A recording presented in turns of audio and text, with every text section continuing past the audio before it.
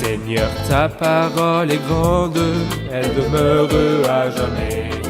Ta parole est infaillible, rien ne peut la supprimer. Bienvenue chers spectateurs, bienvenue à tous ceux qui nous regardent de partout dans le monde à un nouvel épisode de notre programme d'études quotidien Toute la Bible, où Dieu nous donne la grâce d'étudier tous les livres de la Bible, de la Genèse à l'Apocalypse. Si c'est la première fois que vous nous regardez aujourd'hui et vous voulez voir les études dans les épisodes précédents, vous pourriez nous contacter à cette adresse info@toutelabibble.net. Nous avons beaucoup d'études dans les épisodes précédents, des vidéos et les textes aussi. Vous pourriez bénéficier de tous les livres que nous avons étudiés avant. Nous sommes arrivés dans notre étude au livre de Néhémie, l'un des livres historiques de l'Ancien Testament. Nous sommes arrivés au chapitre 6.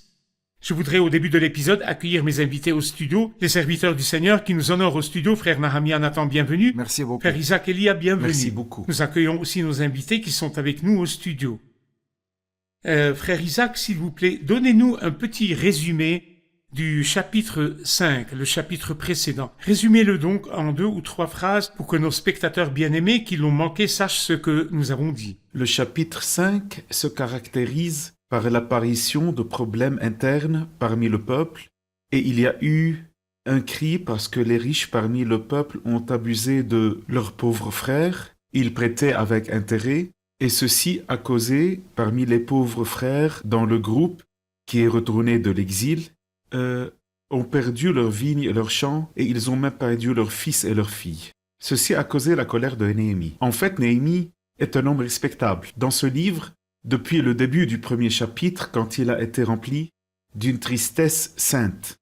Et nous l'avons vu au chapitre 5, rempli d'une colère sainte. Que veut dire sainte? C'est que son but est la gloire de Dieu.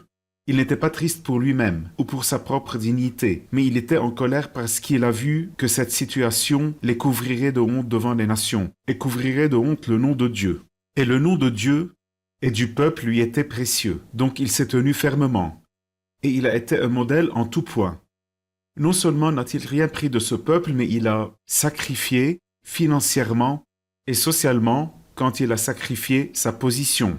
Et même quand il était gouverneur, il n'a pas pris les revenus qui lui étaient octroyés. En plus, il contribuait financièrement et il faisait des banquets avec plus de 150 personnes, des banquets quotidiens, avec beaucoup de nourriture pour toutes les nations. Il était un vrai modèle, il reprochait cette erreur et ce mal, et comme il était un modèle, ses paroles étaient influentes. Et en conséquence, les nobles et les riches du peuple ont senti que prêter avec des taux d'intérêt de 12% annuellement était une erreur. Et ils ont tous décidé de leur rendre leurs biens. D'abord, ils ont décidé d'arrêter de prêter avec intérêt. Ensuite, ils ont décidé de leur rendre tout ce qu'ils avaient pris. Et Néhémie a réussi comme il a réussi dans les chapitres précédents, contre les ennemis extérieurs, au chapitre 5, à résoudre les problèmes internes qui auraient négativement affecté leur témoignage. Merci, frère Isaac, pour ces paroles qui ont résumé le chapitre précédent, le chapitre 5. Frère Nahamia, allons au chapitre 6, je lirai les 9 premiers versets 1 à 9. Je n'avais pas encore posé les battants des portes lorsque Sanballat, Tobia, Geshem l'Arabe et nos autres ennemis ont appris que j'avais reconstruit la muraille et qu'il n'y restait plus de brèche. Alors, Sanballat et Geshem m'ont fait parvenir ce message. Viens, ayons une entrevue ensemble dans les villages de la vallée d'Ono. Ils avaient l'intention de me faire du mal. Je leur ai envoyé des messagers avec cette réponse. J'ai une grande tâche à accomplir et je ne peux pas descendre là-bas. Pourquoi le travail devrait-il être interrompu pendant que je l'abandonnerai pour vous rejoindre? Ils m'ont adressé 4 fois la même demande avec toujours la même réponse de ma part. La 5e fois, Sanballat m'a fait parvenir ce message par son serviteur. Celui-ci tenait une lettre ouverte où il était écrit « On raconte parmi les nations, et Geshem l'affirme, que les Juifs et toi, vous avez l'intention de vous révolter et que c'est la raison pour laquelle tu reconstruis la muraille d'après ces rumeurs. Tu vas devenir le roi. Et tu as même établi des prophètes pour te proclamer roi de Juda à Jérusalem. Maintenant, le roi va avoir connaissance de ces rumeurs. Viens donc et tenons conseil ensemble. J'ai fait répondre à Sanballat, il n'y a rien de vrai dans ces rumeurs dont tu parles. C'est toi qui les inventes de toutes pièces. Tous ces gens voulaient nous effrayer. Ils se disaient, ils baisseront les bras et le travail ne se fera pas. Maintenant, mon Dieu, fortifie-moi. C'est très sérieux, mais s'il vous plaît, parlez-nous du premier verset où Néhémie donnait un rapport sur le progrès de la construction. D'accord. Expliquez-nous ce que Néhémie a dit.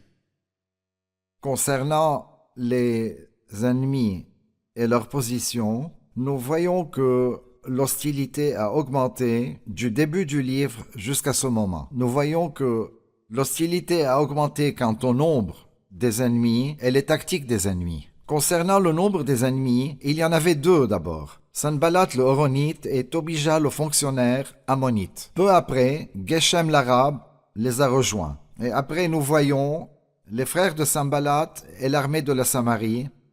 Et après cela, les Ammonites et les Arabes et les Asdodiens. Donc le nombre des ennemis augmentait. Et après, l'ennemi n'arrête jamais. Il ne se décourage pas du tout. À chaque étape, il avait quelque chose pour s'opposer au peuple de Dieu et s'opposer au travail des serviteurs de Dieu dans leur ministère. Ici, les ennemis de Néhémie ont tout fait pour essayer de détourner son attention et le distraire. Ils ont fait ça quand ils ont vu que la construction de la muraille allait s'achever et qu'il n'y avait plus de brèche.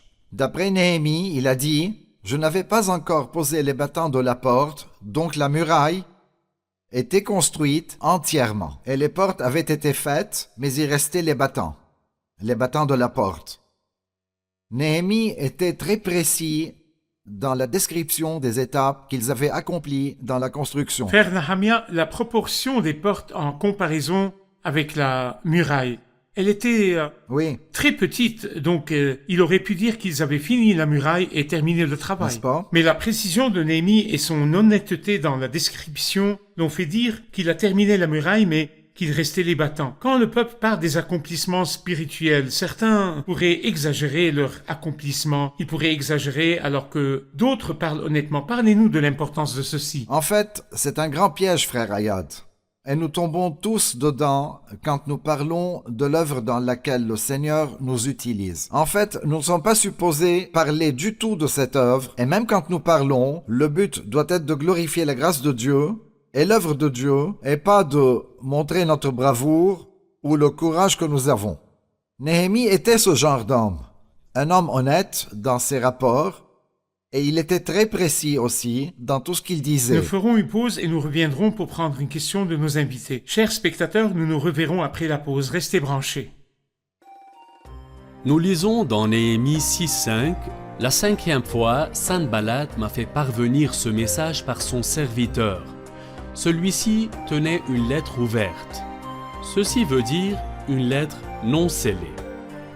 Les lettres officielles étaient normalement enroulées et scellées avec une bague officielle sur la main de l'envoyeur ou l'un de ses assistants officiels. La lettre ouverte et non scellée n'était pas seulement un signe de manque de respect et de critique claire, mais l'implication était aussi que les informations à l'intérieur étaient ouvertes au public. Et bien sûr, le but de cette lettre était d'intimider Néhémie pour arrêter le travail.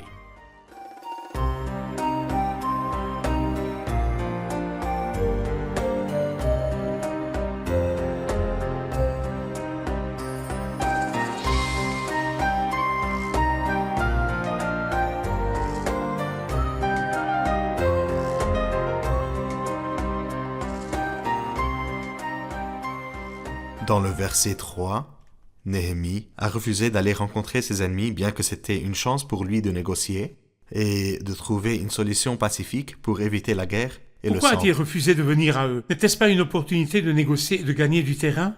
Ça semble être une idée raisonnable. C'est vrai qu'il aurait pu aller négocier et améliorer ses relations, mais par la même logique, nous pouvons dire que ces personnes-là, dans toute la période précédente, ils n'ont pratiquement rien fait pour montrer de bonnes intentions. En fait, Néhémie ne pensait pas comme ça. Il pensait que le Seigneur lui avait confié d'accomplir un but. Et il ne voulait pas s'éloigner de ce but, même pour une négociation ou une discussion. Il a dit cela littéralement, dans le même verset. Pourquoi le travail devrait-il être interrompu pendant que je l'abandonnerai pour vous rejoindre? Même si je viens et nous nous mettons d'accord, je continuerai à construire et à bâtir, car cette rencontre-là serait une perte de temps et des paroles vides. Néhémie nous donne une leçon de détermination et de désir de continuer ce qu'il a commencé sous la direction de Dieu. Dieu lui a dit d'aller dans cette direction. Ceci nous rappelle, frère Ayad, quelqu'un d'autre qui a fait un acte plus grand que celui-là. Et lui a été dit, Descends. quand il accomplissait cette œuvre, « Si tu es le Fils de Dieu, descends de cette croix et nous croirons en toi. » Pourquoi Christ n'est-il pas descendu de la croix? C'est comme si c'était la plus grande application de ce verset que nous trouvons dans Néhémie 6.3. C'est comme si Christ disait « J'ai une grande tâche à accomplir et je ne peux pas descendre. » Ils lui ont dit « Descends de cette croix et nous croirons en toi. » Mais déjà, ils ont vu tous les miracles de Christ. Mais Christ a accompli son œuvre. Et Néhémie aussi. Et il faut que chacun de nous fasse attention parce que l'une des ruses de Satan est de nous distraire avec des polémiques et des négociations et des débats et des discussions Et des compromis. Et pas de compromis dans les affaires Et de c'est Dieu. probable que si nous répondons au compromis, c'est lui qui gagnera du terrain, ce n'est pas nous qui C'est ferons vrai, des nous progrès. perdrons. Très bien. Frère Nahamia, dans un événement de la chaîne d'opposition et de guerre psychologique contre Néhémie et les hommes de Néhémie, dans le verset 5, il y a une nouvelle flèche dans cette guerre. La 5e fois, Sanballat m'a fait parvenir ce message par son serviteur. Celui-ci tenait une lettre ouverte. Que voyez-vous dans ce verset? Quelle est cette lettre ouverte? Je vois dans ceci que l'ennemi utilise l'urgence. Il a envoyé 4 fois la même lettre, verbalement, avec le même contenu. Et Néhémie est resté ferme et il a continué vers le but. Il n'a pas répondu, il n'a pas attaqué et n'a pas discuté avec l'ennemi. Et cette fois, il lui a envoyé une lettre par écrit, mais il y avait aussi un nouveau piège dedans. Il lui a envoyé une accusation cachée. C'est comme s'il lui disait « Je m'inquiète pour ton bien-être ». Il y a une rumeur qui se répand, et c'est là ce qu'on dit parmi les nations, que tu as construit la muraille non seulement pour être le roi, mais que tu as établi des prophètes pour qu'ils te proclament roi à Jérusalem. Mais Néhémie n'a prêté aucune attention à toutes ces paroles, et il a donné une réponse extrêmement simple et réaliste. Il a dit « Il n'y a rien de vrai dans ces rumeurs dont tu parles. C'est toi qui les inventes de toutes pièces. » Et donc Néhémie comprenait très bien les tentatives de l'ennemi. D'abord l'intimidation, ensuite la tentation, ensuite la distraction, ensuite l'urgence. Il en était conscient. Comme la Bible nous le dit, nous n'ignorons pas ces tentations. Nous devons être très conscients de qui est notre ennemi, de ses stratégies et ses tactiques. D'où comprenons-nous? Nous comprenons de la parole de Dieu, qui nous montre ce combat depuis le commencement de l'existence de l'homme sur terre. Nous comprenons de ces paroles que Satan a beaucoup de méthodes. Bien sûr. Beaucoup de flèches. C'est vrai? Frère Isaac, dans le verset 10, « Pour ma part, je me suis rendu à la maison de Shemaïja, fils de Délaja et petit-fils de Méhétabéel. Il s'était enfermé chez lui et a dit, allons ensemble dans la maison de Dieu à l'intérieur du sanctuaire et fermons les portes derrière nous, car on va venir pour te tuer, et c'est pendant la nuit qu'on viendra pour cela. J'ai répondu, un gouverneur comme moi prend la fuite. S'il vous plaît, parlez-nous de cette personne, Shemaïja, et de ses intentions quand il a dit ces paroles à Néhémie. » Ici, un autre piège de Satan qui a plusieurs méthodes, mais un de ses buts est de retarder l'œuvre du Seigneur. Shemaïja, fils de Délaja, s'est montré comme prophète. Il a dit à Néhémie de faire attention et de se cacher dans le temple et de fermer la porte parce qu'il viendrait pendant la nuit pour le tuer. Néhémie a donné une grande réponse. Un gouverneur comme moi prendra la fuite. C'est magnifique.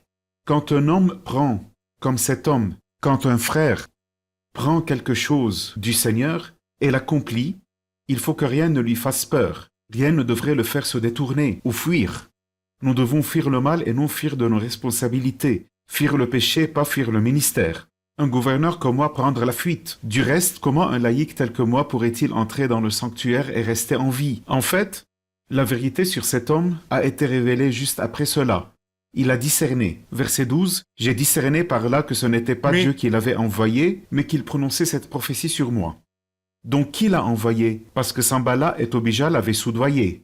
Ils lui ont payé de l'argent. Ils ont voulu piéger Néhémie, en lui disant qu'il serait tué pour qu'il fuit et se cache. Et c'est une honte pour un grand dirigeant de fuir et de se cacher. Si Et le puis- dirigeant se cache, le peuple se et ils ont perd. pensé qu'ils pourraient faire tomber Néhémie dans un piège. Cependant, Néhémie était conscient.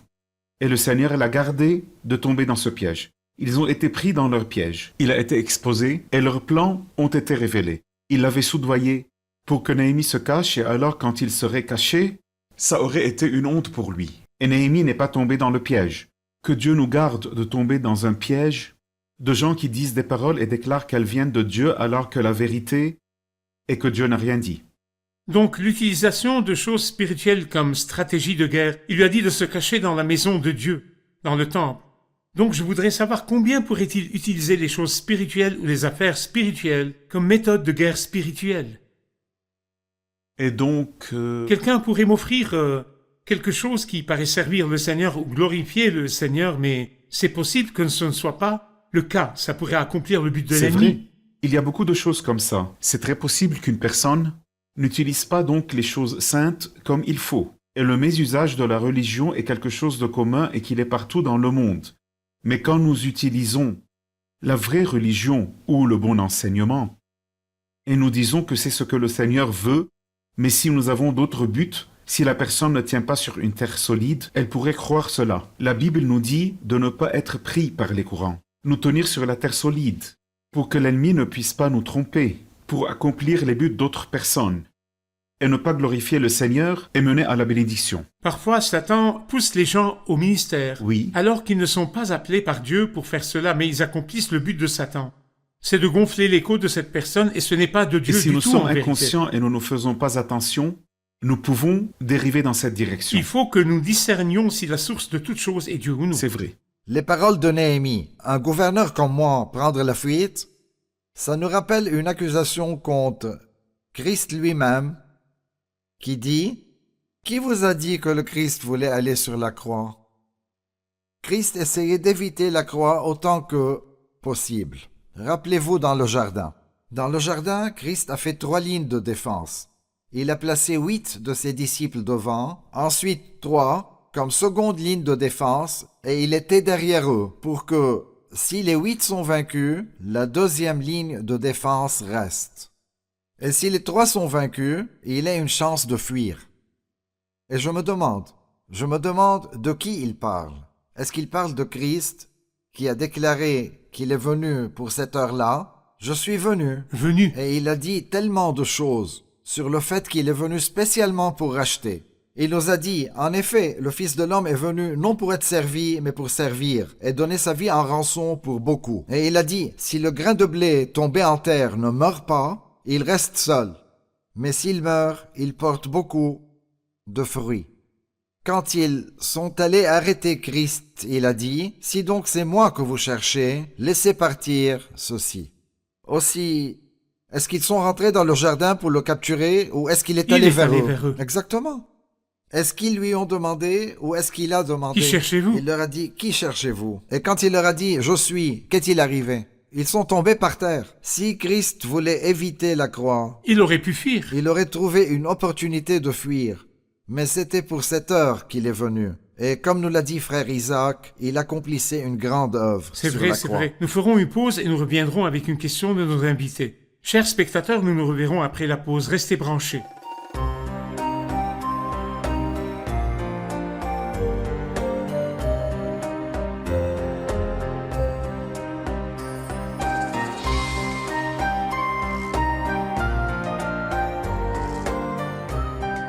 Il est écrit que la muraille a été construite en 52 jours. Est-ce possible que la muraille d'une ville entière soit construite en 52 jours, quand le peuple est faible et n'a pas de ressources? Est-ce possible que le mur de la ville avec ses 12 portes soit construit en 52 jours? C'est ce que dit la Bible. Et la Bible ne dit que la vérité absolue. La muraille a été terminée le 25e jour du mois d'Élul. Donc il nous donne la date où la muraille a été terminée, soit en 52 jours. Comment les ennemis ont-ils réagi? Lorsque tous nos ennemis dans toutes les nations environnantes l'ont appris, ils ont eu peur. Ils se sont sentis tout petits. C'était leur réaction et ils ont connu la vérité et ont reconnu que c'était notre Dieu qui avait présidé à la réalisation de ce travail et c'est le secret. Nous avons le droit de nous demander, vraiment, comment un travail de cette magnitude, une grande muraille autour de la ville, a-t-il été accompli en 52 jours? Oui, c'est possible. Pourquoi? Parce que c'est Dieu qui a présidé à sa réalisation et le succès dans le ministère est la réponse pratique, la réponse de Dieu à toutes les stratégies du diable contre son peuple. J'ai vraiment été touché quand vous avez dit qu'ils se sont sentis tous petits. Dans le chapitre 4, nous voyons que les Juifs étaient faibles. C'est vrai. Ici, ils ont connu leur propre valeur, ils se sont sentis tout petits, mais vous avez mis une question dans mon cœur, frère Nahamia. Quand vous parliez de choisir une date pour l'accomplissement du travail, je veux dire concernant la véracité de la Bible, quand nous voyons des dates, Oui. des dates précises, il y a les mois et les jours, ce jour-là et cette date-là. Qu'est-ce que ceci nous dit sur la véracité de la Bible? Frère Ayad, nous avons dans la parole de Dieu, la Bible sainte, l'histoire la plus vraie et fiable de toute la terre. Nous n'avons aucune autre source humaine qui nous dit l'histoire de ces temps passés comme la parole de Dieu, la Bible sainte. Et l'évidence archéologique prouve la véracité de toutes les informations historiques et l'authenticité historique de tous ces événements qui ont été enregistrés dans la parole de Dieu. Donc, que les archéologues cherchent autant qu'ils veulent. Avec chaque nouvelle découverte, ils découvrent que la crédibilité est fortifiée, la précision de l'histoire dans la Bible. Je vous donnerai un autre exemple. Nous avons par exemple Genèse chapitre 10.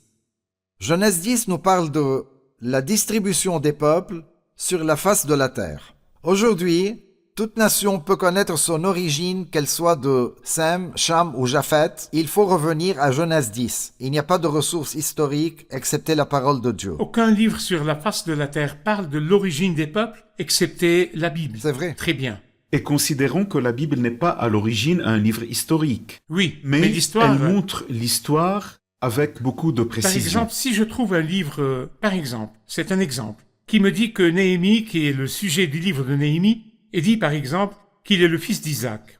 Et Isaac est le fils d'Abraham. Et il me donne ces informations sans les prouver avec des dates. Et il y a une différence temporelle entre Néhémie et Isaac. Alors, puis-je regarder ce livre avec confiance et respect? Puis-je en apprendre ou y aura-t-il des doutes? Scientifiquement, en vérité, ce livre serait rejeté parce qu'il n'est pas fiable ni précis. Il est rejeté. Donc, quand l'Écriture confirme les histoires qui arrivent avec les dates, c'est l'une des preuves de la véracité de l'Écriture. C'est vrai. Très bien, très bien. Frère Isaac, j'ai une dernière question. Nous avons vu qu'il y avait des tentatives de retarder le travail. Et Néhémie est passé par beaucoup de tentatives. S'il vous plaît, dites-nous combien de tentatives il y a eu pour arrêter le travail de Néhémie. Il y a eu 7 tentatives principales dans le livre de Néhémie. Et nous savons que le chiffre 7 représente la perfection. Donc il y a une résistance parfaite, mais aussi il y a eu la perfection de la muraille, l'œuvre divine. Donc au chapitre 2, l'histoire a commencé au verset 19 avec Sambala, Tobija et Geshem. Ils se moquaient de Néhémie. Il y avait aussi 2 tentatives dans le chapitre 4, une fois où ils se sont moqués de lui aux 3 premiers versets, et la deuxième fois est dans le verset 7, quand Sambala, Tobija, les Arabes et les Ammonites et les Asdodiens ont entendu et se sont mis en colère et ont conspiré pour combattre Jérusalem et leur faire du mal. Il y a une tentative au chapitre 2 et 2 au chapitre 4. Au chapitre 6, nous voyons 4 tentatives. Donc des 7 tentatives, 4 des attaques sont au chapitre 6. La première, au chapitre 6, Sambala et Geshem ont essayé de sortir Néhémie hors de Jérusalem. La deuxième fois, dans les premiers 4 versets, dans la vallée d'Ono pour négocier. La troisième tentative, Sambala a menacé Néhémie avec de fausses accusations dans la lettre ouverte. Et la 4e tentative est au chapitre 6, c'est la 6e tentative. Elle est au verset 10, où Shemaïja, le faux prophète, a dit à Néhémie de se cacher dans le temple, car ils allaient le tuer la nuit. Mais il était un menteur soudoyé par l'ennemi. La 7e et dernière tentative est au chapitre 6, en commençant au verset 17. Il dit que Tobija envoyait des lettres, et ces lettres étaient des tentatives d'espionnage de Tobija pour essayer d'effrayer Néhémie. Verset 19. Ils allaient jusqu'à vanter ses mérites en ma présence et à lui rapporter mes paroles. Quant à Tobija, il envoyait des lettres pour Donc m'effrayer. il y a eu 7 tentatives. 7 tentatives. 7 tentatives. Et malgré tout, la muraille a été C'est vrai. construite. Je sens que nos invités voudraient partager quelque chose. Frère Isaac a dit à la fin qu'il y a eu 7 tentatives qui ont été faites par tous ceux qui entouraient Néhémie et ses ennemis, et le but était d'arrêter la construction de la muraille. Et puisqu'aujourd'hui nous voyons la même guerre présente à l'intérieur et l'extérieur, quelle est la meilleure méthode pour nous en tant qu'individus et congrégation pour que nous puissions faire face aux attaques de Satan, que ce soit à l'intérieur ou l'extérieur? C'est vraiment une bonne question. Avec les mêmes stratégies que Néhémie a utilisées. C'est-à-dire qu'il ne dépendait pas de lui-même, il jeûnait et priait et dépendait de la parole de Dieu. Il avait des connaissances bibliques et nous le voyons au chapitre 1. Il avait vraiment une vraie humilité. Il ne cherchait pas son propre bénéfice, mais il est allé tout seul la nuit pour évaluer l'état des choses. Il a refusé de compromettre et de Il n'a pas négocier. compromis ni négocié. Il a toujours fait confiance à Dieu et a placé sa foi en lui. Il était un vrai modèle et il a pu influencer les autres. Nous devons appliquer toutes ces choses que nous avons apprises dans la partie précédente en pratique, afin que la bénédiction s'accomplisse. C'est bon d'étudier l'Écriture, et c'est bon de connaître les stratégies de l'ennemi, car nous n'ignorons pas ses tentations, comme l'a dit l'apôtre Paul. Mais quand nous savons, et c'est bon de savoir comment répondre, mais ce qui est important est d'avoir l'intention, d'avoir le désir et d'avoir la détermination que Néhémie avait. Il y a un but devant moi. J'ai une grande tâche à accomplir et je ne peux pas descendre là-bas. Un gouverneur comme moi prendre la fuite. Le peuple a pris ce travail à cœur, donc nous devons mettre ces choses devant nous tous les jours. Très bien, très bien. Je veux juste confirmer que notre attitude envers la parole de Dieu est ce qui nous fortifie, l'épée de l'esprit La qui parole est de Dieu. la parole de Dieu. Rappelons-nous la tentation de quand Satan a rencontré Christ dans le désert. Comment Christ a-t-il vaincu toutes les tentations et les tentatives de Satan? Avec la parole. Avec l'épée de l'esprit qui est la parole de Dieu. Il a dit, il est écrit, il est écrit, il est écrit. Plus nous gardons la parole de Dieu en nous, plus le Saint-Esprit nous fortifiera pour que nous utilisions cette parole pour arrêter toute attaque de l'ennemi. Très bien, très bien, très bien. C'est clair que le Seigneur nous a parlé aujourd'hui. Qu'avons-nous appris de l'épisode d'aujourd'hui? Quand nous faisons n'importe quel travail dans n'importe quel ministère, nous ne devons pas nous l'attribuer parce que nous n'avons pas de puissance. Mais bien sûr, nous prenons la force du Seigneur car il nous donne la puissance et la grâce de terminer le travail. Nous avons vu que les tentatives de l'ennemi sont constantes. Cela veut dire que nous n'avons pas le temps de nous reposer dans notre vie spirituelle. Nous sommes en guerre tant que nous vivons sur terre. Une guerre continue. Merci, que Dieu vous bénisse. Merci, serviteurs du Seigneur. Nous continuerons Merci. notre discussion dans le prochain épisode.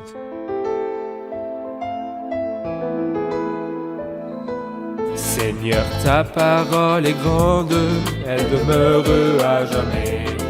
Ta parole est infaillible, rien ne peut la supprimer.